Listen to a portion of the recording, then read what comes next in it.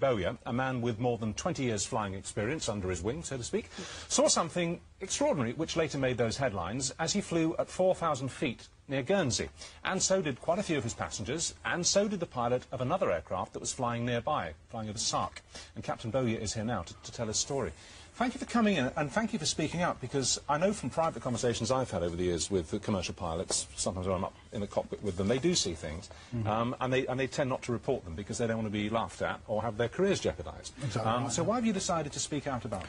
Well, I didn't actually decide to speak out at all. Actually, the press asked the company, which I work for, to would I mind doing an interview, and the company, being quite a forward-thinking firm, had no objection. In fact, pretty much actively encouraged it. So that's how it happened, really. Well, how did the press get hold of it then? Did passengers? I don't know. I really don't know. You weren't the only person who saw No, this phenomenon, that's right. were you? There, No. there were some passengers who saw it, and also another pilot. Yes. Simultaneously. Well, look, we've got an artist's impression that we knocked up here this afternoon on our computer paint box. Is that kind of what you saw? Is that a reasonable... No. Oh, well, it's the best we did. Oh, be honest, yeah. Well, hold that picture. Well, you describe it to us. Well, it was a brilliant yellow object. The brightness you've got there, about two-thirds from left to right, it was a graphite grey section. If you want to call it a fuselage, we don't know yet what it was. We're looking into it. And how big was it? It's difficult to say once again, but I saw it from 50 miles away. So any object from 50 miles away must have been fairly enormous. What, about a mile long?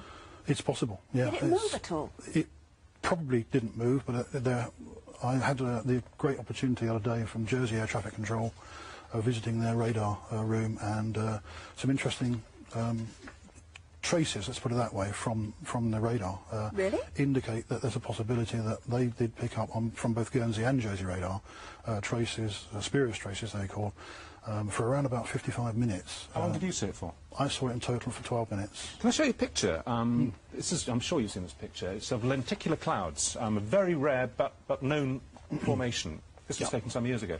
Could it have been something like that? Could it have been some very, very strangely formed cloud, do you think? No. Well, I think highly unlikely. I've seen lots of lenticularis in my time, but just doesn't look like a cloud. Well, you've seen a lot of clouds over the last I also few had years. the opportunity of looking at these objects, there were two of them, through binoculars, 10 times magnification, and in my view, a very definite object inside controlled airspace, which shouldn't have been there. What happened? Did you simply lose contact with it? Did it disappear? Well, I was landing. It was a general flight from Southampton going to Alderney, and the only reason I lost sight of it was because I descended through a haze layer, which is fairly common in that area, and having descended through the haze layer, couldn't see it anymore. But it's almost certainly still there. Did the other pilot, who was flying over Sark, the island of Sark, did he report it in exactly the same terms? Yes, because it was sighted, or they were sighted inside controlled airspace. The pilot's under a legal obligation, and I suspect this is where the press stories come from. And he's filed a report exactly the same as I have. Well, let's show you a couple of pictures from the UFO file books. These are genuine UFOs in the sense that no one's ever been able to explain what they are, but they happen. They're not fakes. Well, that's over New Mexico. That's very similar to the sort of thing that I saw. Yeah, well, and my passengers. That was famously I haven't seen taken over New Mexico in 1957, and it's not a cloud. That much we do know. I don't know what it is, but it's not a cloud. Not a cloud. Analysis showed that it wasn't a cloud, but they don't know what it was, hence UFO. This is one from Russia in 1989. Again, analysis shows it's a genuine object. It's not a cloud. There is a cloud above it, a faint one, but that object is not a cloud. Again, is that something... well, so the object I saw was a very brilliant yellow much brighter colour. than that. Yeah, much brighter. It's emitting light.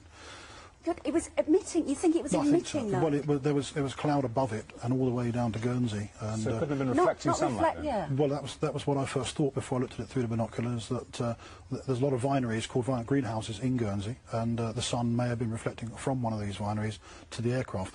You often see them in France as well, on the way down to the Channel Islands. And because the aircraft moves position and these reflections are fixed in place, they often always disappear. This one didn't disappear, it just stayed stationary. If you had to take an instinctive guess, and I'm saying it's guess, so I'm not asking for professionals, because how could you possibly know? Would you say that it was something of this planet or something from outer space? Extremely difficult. I mean, I think a few years ago you interviewed Dr. David Clark on a very similar sort of thing. Did, yeah. About 4 years ago. I spoke to him today. He's in charge of a team that's looking into this at the moment. I have been asked a question by the press, and my simple answer was, I don't think it's from around here. I can't speculate any further than that. But there is some information which is now being looked at, and hopefully better come back one day and give you an answer to this. But at the moment, it's an unknown. When you fly now, I mean, do you have a sort of slightly heightened awareness of what may be going on around you?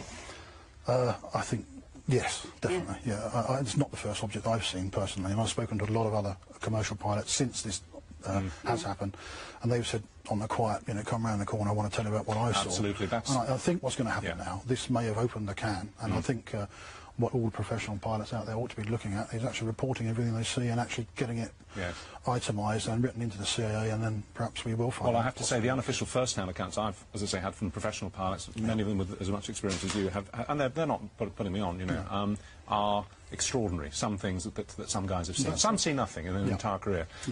We interviewed a British Airways pilot who also came out in the 1960s. He saw a silver disc, didn't he? He picked it up on his radar. It was picked up on ground radar over the Bay of Biscay.